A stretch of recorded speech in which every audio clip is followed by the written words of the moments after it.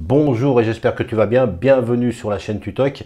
Donc dans cette vidéo un petit peu particulière, je ne vais pas te parler de projet, mais je vais faire un point sur le marché économique actuel. On voit, et je ne vais pas t'apprendre qu'aujourd'hui on n'a que des mauvaises nouvelles, hein. La guerre, le Covid, les billets qu'on a imprimés et avec un effet à retardement, aujourd'hui on a de l'inflation, voire même de l'hyperinflation. Donc il y a des chiffres qui sont sortis en Europe, aux États-Unis, l'inflation ne cesse de grimper. Donc tout va mal, vraiment de façon économique. Et tu dois savoir que la Fed, donc la Banque centrale américaine, se réunit tous les 3 mois pour estimer la situation et en fonction de l'état économique, elle prend des décisions comme par exemple ce qu'elle a fait la dernière fois, augmenter les taux d'intérêt pour essayer de freiner l'inflation. Et il faut savoir que les taux d'intérêt est vraiment l'indicateur, un des indicateurs les plus importants qui va déterminer donc l'état, la santé des marchés financiers, que ce soit en bourse traditionnelle mais aussi en crypto-monnaie. Alors dans cette vidéo, je ne vais pas te faire un cours sur les taux d'intérêt et l'inflation, mais ce qu'il faut savoir, c'est en résumé, plus les taux d'intérêt sont augmentés par la Banque centrale, et généralement ce qu'on peut s'apercevoir derrière, c'est une vente massive donc de tous les investisseurs sur tous les supports et sur tous les actifs, et donc bien sûr une chute brutale des marchés financiers. Donc vu que les chiffres de l'inflation sont sortis, les chiffres sont très mauvais, donc on peut s'attendre que le 15 juin, c'est la date à laquelle la Fed se réunit, on peut s'attendre que les taux d'intérêt vont être encore augmentés, et s'ils montent vraiment ces taux d'intérêt, on peut s'attendre juste après à une chute brutale de tous les marchés financiers. Donc le marché traditionnel, on peut s'attendre à des pertes de 3, voire même pourquoi pas 5% sur les plus gros supports comme le Nasdaq, le FTSE 500, mais aussi sur le Bitcoin, parce qu'en crypto-monnaie, tout est accéléré. Donc on peut très bien imaginer encore une chute de plus de 10% sur le Bitcoin, juste après l'annonce de la Banque centrale américaine. Donc bien sûr, il ne faut surtout pas attendre le 15 juin pour pouvoir faire des actions, pour pouvoir prendre des décisions, mais il faut dès à présent se faire des scénarios de ce qui peut se passer. Donc si je prends le scénario qui fait que la Fed va véritablement augmenter les taux d'intérêt, donc je peux m'attendre à partir du 15 ou même le lendemain, le 16 juin, une chute brutale du Bitcoin. Et encore une fois, ceci n'est qu'un scénario, peut-être qu'il ne se passera rien, je ne peux pas connaître l'avenir, mais en tout cas, je peux prévoir des scénarios, plusieurs scénarios. Et le but de tout ça, pourquoi je te parle de ça, c'est que je vais te montrer, enfin je vais essayer de te montrer en tout cas, comment faire justement pour protéger son portefeuille justement lorsqu'on s'attend à de telles nouvelles. Il y a des ordres qui sont très sympathiques sur Binance par exemple, c'est l'ordre OCO, je vais te l'expliquer dans cette vidéo. Et puis il y a ceux aussi qui souhaitent profiter justement peut-être d'une baisse pour pouvoir rentrer à des prix très intéressants. Donc il y a toujours deux cas lorsqu'il y a des mauvaises news, ceux qui vont en profiter et ceux qui vont tout perdre. Donc dans cette vidéo, je vais te parler de l'ordre OCO de Binance, et pour moi c'est vraiment l'ordre qui fait la différence justement lorsque tu veux protéger ton patrimoine, mais même lorsque tu veux rentrer avec des bons points d'entrée. L'ordre OCO est parfait par rapport aux ordres qui sont un peu plus connus comme l'ordre au marché et les ordres limites. Si ça t'intéresse, reste avec moi, on y va tout de suite et je vais t'expliquer tout ça sur Binance. Et bien c'est parti, je suis sur Binance. Donc dans la partie graphique, tu vois, j'ai sélectionné le Bitcoin contre l'USDT. Donc ce qui nous intéresse, c'est la partie achat-vente. Donc là, tu vois que sur acheter, tu vas avoir plusieurs types d'ordres. Donc là, je suis sur l'ordre au marché. Alors cet ordre au marché, c'est un ordre où tu ne maîtrises pas le prix. Donc ce qui veut dire que si tu achètes au marché, tu vas acheter ce que veut bien te vendre un vendeur. Donc tu ne vas pas maîtriser vraiment le prix d'achat. Et pour la vente au marché, c'est la même chose. Donc tu vas vendre un actif, mais tu vas le vendre au prix qu'un acheteur va bien vouloir t'en donner. Alors c'est un ordre que je ne me sers pas souvent, mais il peut être utile, l'ordre au marché, si vraiment tu souhaites acheter ou vendre un actif de façon très rapide ou acheter un actif sur du très long terme. Bon, là, peut-être que tu peux utiliser cet ordre au marché. Ensuite, on a l'ordre limite. Je pense que c'est un ordre qui est un peu plus connu. Et là, bien sûr, on peut soit acheter en limite, soit aussi vendre en limite. Ensuite, tu vois qu'il y a d'autres ordres. Donc, il y a le stop limite, l'ordre stop limite. Et l'ordre vraiment qui m'intéresse, c'est l'ordre OCO. C'est celui que je me sers le plus. Et il y a même une stratégie qu'on appelle la stratégie OCO. Et c'est celle que je vais te développer dans cette vidéo. Alors on va passer sur le tableau blanc juste pour te réexpliquer les bases. Je vais te réexpliquer comment fonctionnent les différents ordres, l'ordre limite, l'ordre stop limite et bien sûr l'ordre OCO. Et ensuite, je vais t'expliquer la stratégie OCO qui va permettre d'acheter et de vendre un actif à des niveaux de prix bien choisis. Et on pourra même vérifier ça sur un historique du Bitcoin par exemple ou de l'Ethereum pour mettre en pratique cette stratégie OCO. Allez, c'est parti, je passe maintenant sur le tableau blanc. Allez, j'ai séparé mon tableau en 4, donc on va pouvoir comme ça voir ensemble les 4 types d'ordres. Donc le premier c'est l'achat limite, ensuite la vente limite. On verra aussi l'achat en stop limite et la vente en stop limite aussi. Donc pour le premier, l'ordre achat limite. Donc je vais simuler un actif donc qui va vivre, qui va monter, qui va descendre, voilà, avec des hauts et des bas. Voilà, on en arrive ici. Donc là, son prix actuellement est à un niveau de prix qui se trouve ici. Si je souhaite acheter cet actif en achat limite, il va falloir que je fixe un prix en dessous du prix actuel. Donc par exemple, par ici. Et donc le cours de l'actif va continuer à vivre, à monter ou à descendre. Et à un moment donné, lorsqu'il atteint mon ordre limite, dans ces cas-là, mon ordre sera exécuté et j'achèterai donc l'actif au prix que j'ai fixé en achat limite. Donc ici. Alors c'est un ordre qui est intéressant pour pouvoir acheter plus bas. Par contre, en achat limite, on ne peut pas fixer un prix qui soit supérieur au prix actuel. Je n'aurais pas pu mettre un achat limite qui soit au-dessus de ce prix-là.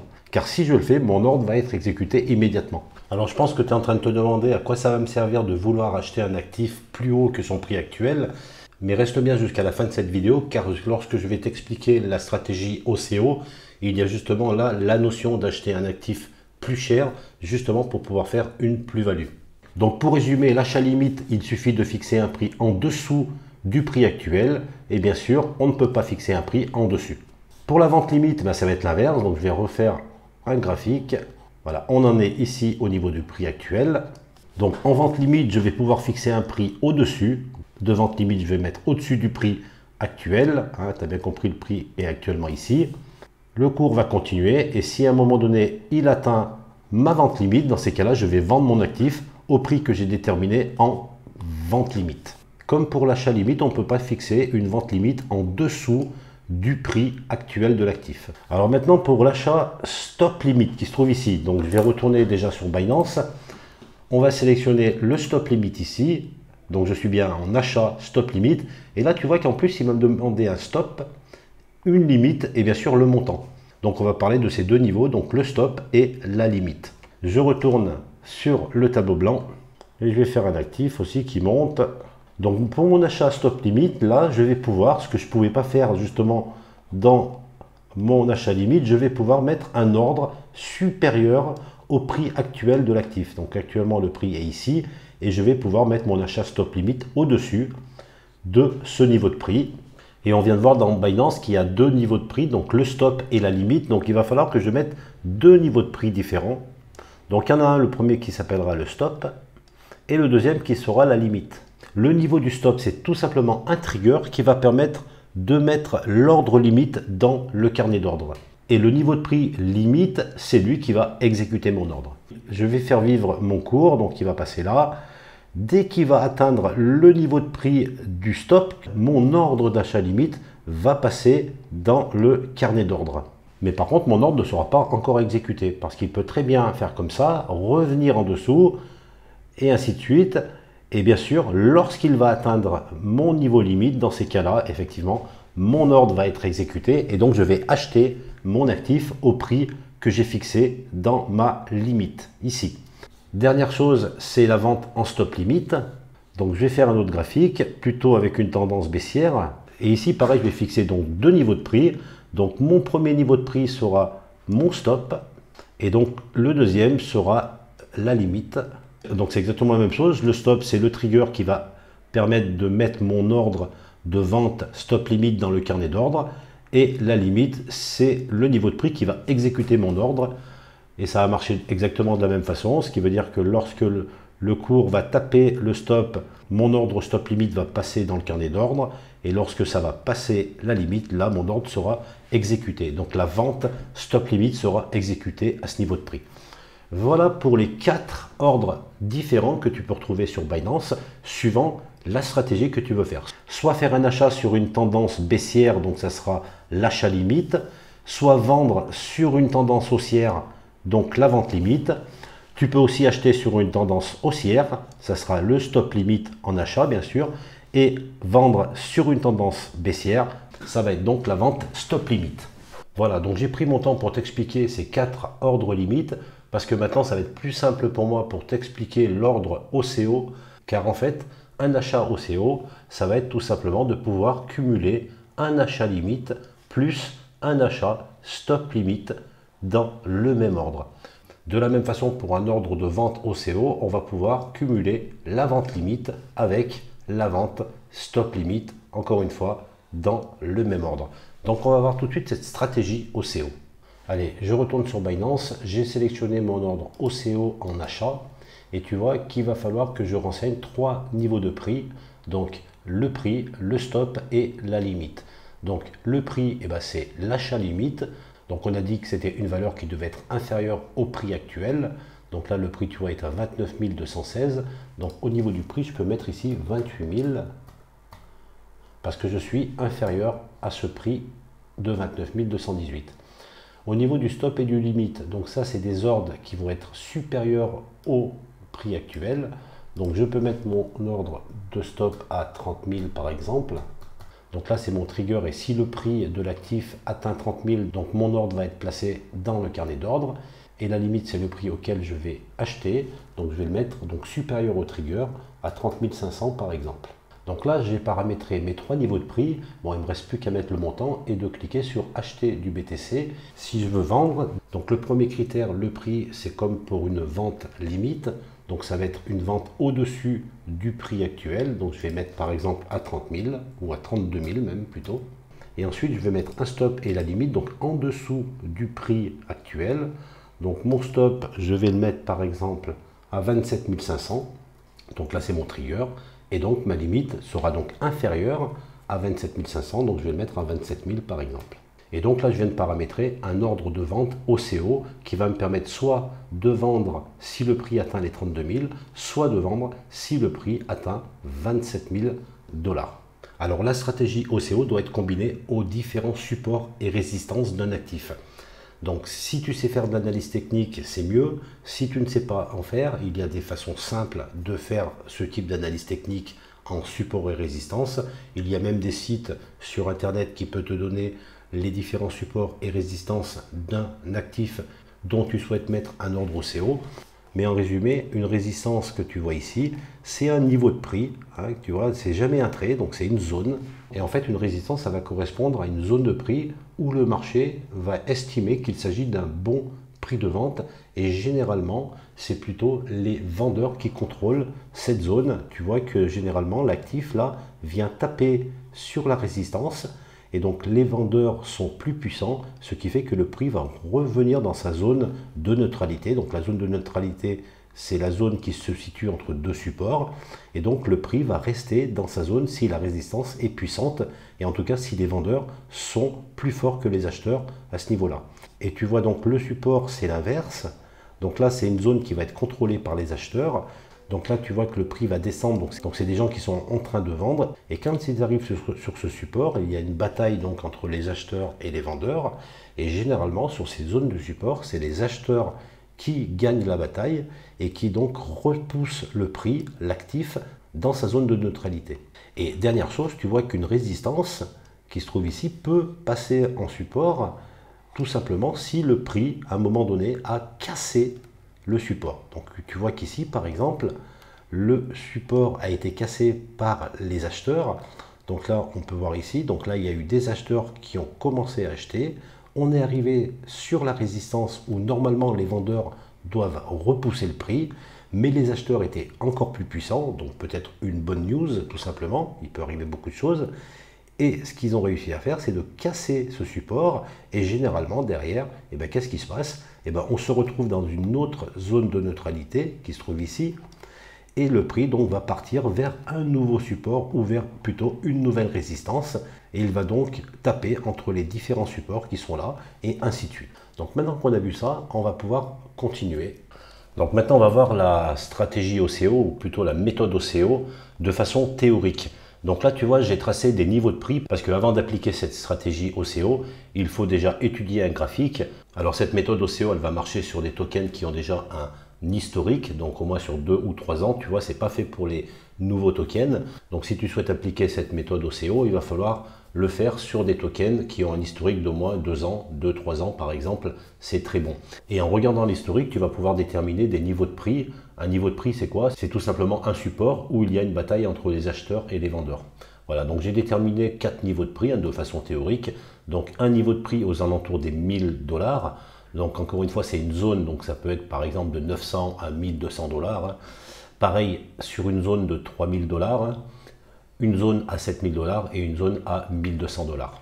Voilà, donc ça c'est 4 supports qui sont là et qui vont faire que je vais pouvoir appliquer ma stratégie OCO. Voilà, donc on va prendre un point par exemple par ici et on va dire que le cours actuellement, voilà, donc à l'instant T, on est ici à ce niveau de prix et on va partir du principe que je suis actuellement un utilisateur qui souhaite acheter un actif. Donc je vais poser un ordre d'achat OCO. Donc dans cette méthode, mon achat OCO va se faire au plus bas des zones de neutralité. Donc au plus bas, ça veut dire que si tu te souviens tout à l'heure, lorsqu'on a vu l'ordre OCO, le premier paramètre, le premier niveau de prix, c'était l'ordre achat limite. Donc c'est un ordre que je pose en dessous du prix actuel. Donc mon premier ordre d'achat, je vais le poser ici, tout à fait en bas de la zone de neutralité où je suis actuellement. Le deuxième niveau de prix, c'était le trigger.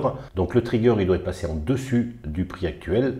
Donc je vais le placer en dessus du prix, mais au plus bas de la zone de neutralité, juste au-dessus, donc ici. Et ensuite la limite, donc le deuxième ordre, je le pose juste au-dessus aussi. Donc là, je viens de poser mon ordre d'achat OCO. Alors je vais laisser mon cours vivre, et tu vois, tant qu'il est dans la zone de neutralité, finalement, je ne fais rien. Donc admettons qu'il y ait des bonnes nouvelles et que le cours se mette à monter, donc il va arriver sur une résistance ici, et là comme on a vu tout à l'heure, il va y avoir une bataille entre les acheteurs et les vendeurs. Donc ça va se batailler, et après à ce niveau-là, il y a donc 2 scénarios. Le premier scénario, et celui-ci c'est le plus probable, c'est que à ce niveau de résistance, c'est les vendeurs qui vont gagner, et donc le prix va réintégrer sa zone de neutralité. Donc là on peut dire que c'est le scénario numéro 1. Mais il peut y avoir aussi un deuxième scénario si les acheteurs sont plus puissants que les vendeurs de cette résistance. Et ce qui peut se passer, c'est qu'ils vont réussir à casser cette résistance. Alors on va continuer ce scénario numéro 2. Les acheteurs donc sortent vainqueurs de la bataille et donc le prix va casser la résistance et tu vois qu'elle va taper notre trigger. Donc là, tu l'as compris, l'ordre OCO va partir dans le carnet d'ordre. Donc il se peut que le prix revienne toucher le support et peut-être qu'au bout d'un moment, eh ben, on va taper notre prix limite, ce qui veut dire que là, à ce moment-là, on va donc acheter l'actif. Donc tu vois, bien plus cher que ce qu'il était lorsqu'on a posé notre ordre, parce que quand on l'a posé, on était ici. Donc qu'est-ce qui va se passer à ce moment-là? C'est que là, on vient donc d'acheter un actif, donc automatiquement, notre ordre va s'annuler. Donc je vais mettre un petit trait ici pour montrer au niveau où je viens d'acheter mon actif, donc je l'ai acheté ici. Et vu que l'ordre OCO vient de s'exécuter, la première chose à faire, c'est de tout de suite poser un ordre de vente OCO. Donc l'ordre de vente OCO, ça va être l'inverse de l'achat. On va positionner son ordre tout en haut des zones de neutralité. Donc pour un ordre de vente OCO, le premier ordre, tu vas le poser donc au niveau le plus haut de la zone de neutralité, donc ici. L'autre ordre va être en dessous du prix actuel, donc on va le poser par exemple le trigger ici, et le prix limite, donc juste en dessous, à ce niveau-là. Donc là, le cours va continuer. Donc là, il est passé donc dans une autre zone de neutralité. Donc il va vivre sa vie en montant ou en descendant. Et généralement, donc il va être attiré par la nouvelle résistance qui se trouve donc à 12 000 $. Et lorsque tu vas venir pratiquement au niveau de la résistance, ton ordre OCO de vente va donc vendre ton actif. Et tu vois, tu vas faire déjà une première plus-value qui est donc entre le moment où tu as acheté et donc cet ordre qui vient de vendre ton actif. Donc lorsque l'actif bien sûr est vendu, ton ordre OCO donc va bien sûr être exécuté, donc il va disparaître, donc on va l'enlever. Et là je vais tirer un trait pour la vente de notre actif, donc ici. Donc maintenant que l'ordre OCO de vente a été exécuté, bien sûr il faut tout de suite placer un ordre d'achat OCO. Donc tu vois que cette méthode est une méthode dynamique. À chaque fois qu'il y a vente ou achat, il faut tout de suite placer un ordre OCO inverse de celui qui vient d'être exécuté. Donc là, vu que je viens de vendre, je vais placer donc mon ordre OCO à l'achat. Donc là, toujours pareil, je le place donc en bas de ma zone de neutralité. Donc le premier prix se trouve ici. Et donc le deuxième, mon trigger va se mettre ici. Et la limite juste au-dessus. Donc le cours va continuer, donc il arrive donc dans cette nouvelle résistance, il y a encore une bataille entre les vendeurs et les acheteurs, et là on va dire que par exemple le prix cette fois-ci va être repoussé par les vendeurs, et donc il va réintégrer sa zone de neutralité, et même il va aller retourner vers son autre support qui est plus bas, et là, clac, tu vas encore acheter. Alors tu vois qu'avec cette méthode OCO, finalement, tu peux comme ça jouer sur les deux scénarios possibles. Parce que quand on est dans cette zone de neutralité qui se trouve ici, les deux scénarios, c'est soit on casse le support et donc tu vas acheter juste au début de la nouvelle zone de neutralité et généralement le prix va continuer à monter, soit les vendeurs gagnent et le cours va retourner dans sa zone de neutralité d'origine et dans ces cas-là, il va être attiré par la résistance qui se trouve en bas et là, tu vas donc aussi acheter avec le deuxième scénario. Et donc là, tu vois, tu viens d'acheter à ce niveau de prix qui se trouve ici. Donc tu l'as compris, maintenant tout de suite je vais poser un ordre de vente OCO. Je place mon premier ordre donc en haut de la zone de neutralité d'où se trouve donc mon actif actuellement. Et donc mon trigger et mon prix limite qui se trouve ici. Donc là c'est exactement la même chose, on va arriver donc sur un support, donc il va encore avoir une bataille entre les vendeurs et les acheteurs. On va se dire que cette fois-ci, c'est les vendeurs qui vont gagner la bataille et donc le prix va être expulsé vers une autre zone de neutralité. Et on va arriver là, donc on va toucher le trigger qui va envoyer ton ordre vers le carnet d'ordre. Généralement, il y a un pullback, ça revient dans la zone de prix. Et ensuite, une expulsion du prix. Et là, clac, on vend ici. Alors là, tu vois que je ne vais pas faire de bénéfice parce que tu vois que j'ai acheté donc à ce niveau-là et que je vais vendre ici. Mais en fait, cet ordre, il va me fonctionner comme un stop loss. Là, ce qui veut dire que je vais sortir en haut de la zone de neutralité. Donc c'est déjà une sécurité pour moi et ça fonctionne vraiment comme un stop loss. Donc vu que l'ordre vient d'être exécuté, je replace tout de suite un ordre d'achat OCO, donc toujours pareil. Donc le premier il va être ici, le deuxième, le trigger va être ici et sa limite va être juste au-dessus. Donc là je vais mettre mon ordre de prix ici. Donc là effectivement on a fait une moins-value par rapport à cet ordre-là. Donc c'est vrai qu'il ne peut pas y avoir une stratégie 100% gagnante. Tout va dépendre des probabilités. Et les probabilités, c'est que généralement, les supports et les résistances doivent tenir. Et donc, il y a plus de probabilité que tu fasses des plus-values avec cette méthode OCO plutôt que la probabilité de casser des résistances ou des supports. Mais même, tu viens de le voir, si tu casses un support ou une résistance, eh ben, tu vas limiter la casse en sortant rapidement. Donc là, on va continuer le cours. Donc, il va venir jouer donc avec le nouveau support. Donc là, encore une fois, on va acheter. Et ainsi de suite. Tu vois, le prix après va sûrement remonter dans ces niveaux-là. Donc, vu qu'ici, tu auras mis un ordre OCO de vente, tu vas faire de nouveau une plus-value ici. Et ainsi de suite. Ça, c'est la stratégie OCO. Donc, c'est vraiment une stratégie dynamique. Et pour qu'elle fonctionne, tu dois vraiment mettre un ordre OCO dès que ton ordre a été exécuté. Voilà pour cette méthode OCO. Voilà, donc on va pouvoir maintenant tester cette méthode OCO.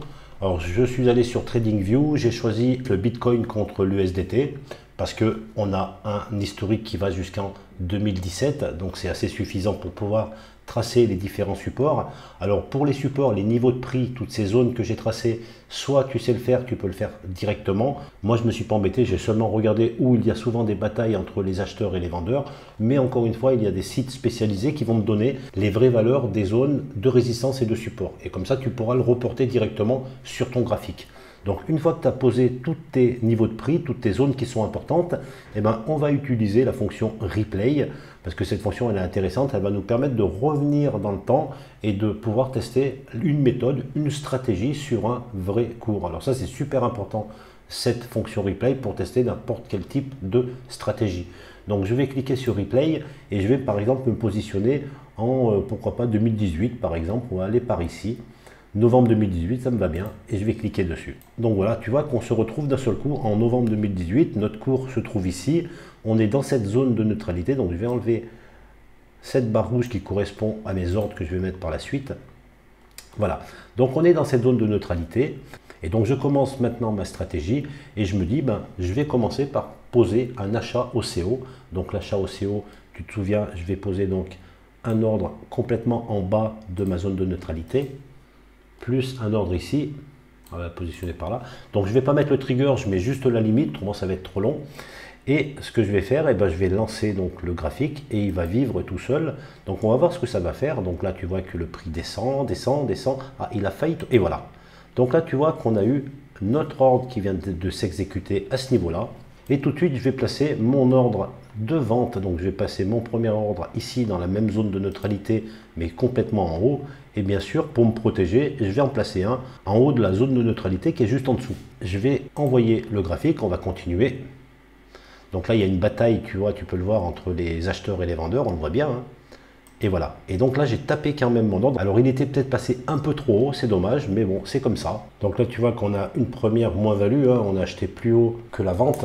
Mais encore une fois, les stratégies ne sont pas à 100% gagnantes. Hein. On va continuer. Donc là, tout de suite, ce qu'on va faire, vu qu'on vient de vendre, on va tout de suite passer notre ordre d'achat au CO. Et on va faire repartir notre graphique. Donc tu vois que la guerre continue, là je suis sur un graphique journalier, là tu vois une bougie représente une journée, il se peut que tes ordres ne soient pas exécutés pendant plusieurs semaines. Voilà, donc là on se rapproche de notre point de limite. Tu vois que le prix reste encore dans cette zone de prix, donc là il y a vraiment une grosse bataille entre les acheteurs et les vendeurs, encore une fois. Hein. Personne ne veut lâcher. Mais à un moment donné, par rapport à une news, tout simplement, et ben voilà. Donc tu vois que là, il y a eu sûrement une super news qui est arrivée, ce qui veut dire que les acheteurs ont explosé, je dirais, les vendeurs. Et donc là, on vient d'exécuter un ordre d'achat, donc vraiment au même niveau que l'ancien. Je place tout de suite mon ordre OCO en vente, et on relance tout de suite notre cours. Donc là, on est revenu dans la zone de neutralité du début. On va laisser le cours se dérouler tranquillement. Et là, tu vois qu'il est attiré par la résistance, et voilà. Donc là on vient d'exécuter l'ordre de vente au CO. Voilà, et tu vois que là on vient de faire une plus-value cette fois-ci, hein, vu qu'on a acheté plus bas que ce qu'on a revendu. Voilà, donc là je viens d'acheter et vendre une première fois, plus acheter et vendre une deuxième fois. Donc je vais regarder tout ça. Donc le premier trade là, j'ai fait un moins 26% environ, tu vois. Et sur notre deuxième, on a fait un 43%, tu vois. Donc là, on serait gagnant en tout cas sur les deux trades. Donc là, on va continuer quand même. Donc là, on vient de vendre. Donc tout de suite, on va placer notre achat. Donc l'achat, toujours pareil. Vu qu'on est encore dans cette zone de neutralité, je la replace toujours au même endroit. Et l'autre, bien sûr, je vais la mettre au-dessus. Et on va relancer tout ça. Et ben voilà. Donc tout de suite derrière, tu vois, je viens de réacheter. Je vais replacer mon ordre OCO de vente. Et on va continuer. Donc là, on est dans la zone de neutralité, il ne se passe pas grand-chose, on ne fait rien en tout cas, par rapport à nos ordres opposés au CO. On attend tout simplement. Et voilà. Là, on vient d'exécuter donc l'ordre de vente. Je replace tout de suite, bien sûr, mon ordre au CO. Et là, je vais pouvoir tout de suite mesurer. On va regarder un petit peu ce qu'on a fait. Là, on vient de faire un 22%. Donc, on a pris 22% sur ce troisième trade entre deux points achat-vente. Et bien, on va continuer un petit peu. Et voilà. Tout de suite, tu vois, on vient de casser donc la résistance qui se trouve ici. Donc là, il y a sûrement une excellente nouvelle, tu vois. Donc ça transperce, les acheteurs sont bien plus forts que les vendeurs. Et on vient de racheter automatiquement. Donc tu vois, c'est vraiment du trade dynamique, tu vois. Il faut vraiment se positionner rapidement dès que l'ordre a été exécuté. Mais ensuite, avec la méthode, eh ben, si tu regardes bien, j'aurais donc acheté normalement ici, en bas de la zone de neutralité. J'aurais revendu à ce niveau-là. Donc là, encore une fois, une plus-value d'effectuer. Ensuite, on va continuer. Donc normalement, ici, j'aurais acheté là. Et j'aurais revendu, bien sûr, ici. Donc encore une plus-value à ce niveau-là. Donc là, je continue. Et là, super important. Donc si tu regardes, donc là, je viens de vendre ici. Donc toujours pareil, donc j'aurais acheté en bas de cette nouvelle zone de neutralité, donc j'aurais acheté par ici, hein, avec cette technique OCO, et là tu vois que j'aurais vendu ici, complètement haut. Et là, la plus-value, elle aurait été quand même assez importante, parce que si je regarde la plus-value de tout ça, ça ferait du 100%. On multiplie par 2. Alors l'intérêt de cette technique OCO, c'est qu'effectivement, elle te permet de faire des plus-values, mais aussi quand même, elle te permet de sortir des positions avant qu'il y ait des crashs. Donc là, tu vois 12 mai 2021. Donc si on était toujours dans cette stratégie, donc là, effectivement, j'aurais, donc si j'avais acheté par exemple à ce niveau-là, eh ben, je serais sorti directement ici, juste en haut de la prochaine zone de neutralité. Donc j'aurais limité cette casse, tu vois, et je serais rentré normalement par ici, tu vois. Il y a sûrement une plus-value qui va être faite ici parce que je vais acheter là et bien sûr je vais revendre ici. Donc ici, une plus-value, et voilà. Donc tu vois, alors encore une fois, attention, cette stratégie n'est pas 100% gagnante. Il y a des fois où tu vas perdre, car déjà, la première chose, c'est de bien placer tes zones de prix. Hein, tu ne le fais pas comme j'ai fait moi, parce que c'était vraiment que pour un exemple. Donc déjà, savoir placer ces zones de prix, les supports et les résistances. Et en deux, savoir aussi positionner ces différents ordres. Il ne faut pas non plus qu'ils soient trop proches du bas de la zone de neutralité, ni trop haut. Voilà, donc le mieux c'est de pouvoir s'entraîner. Donc encore une fois, la fonction replay. Comme ça, tu pourrais voir quels seraient tes gains sur une période de quelques années avec cette méthode OCO. Et surtout, tu vas pouvoir la perfectionner et surtout l'adapter à ton tempérament. J'ai eu beaucoup de mal à faire cette vidéo. C'est compliqué d'essayer d'expliquer une technique. Donc moi je serai toi, je m'entraînerai d'abord sur cette fonction replay de TradingView qui est super intéressante. Et voilà, sur ce je te dis à très vite pour de nouvelles vidéos.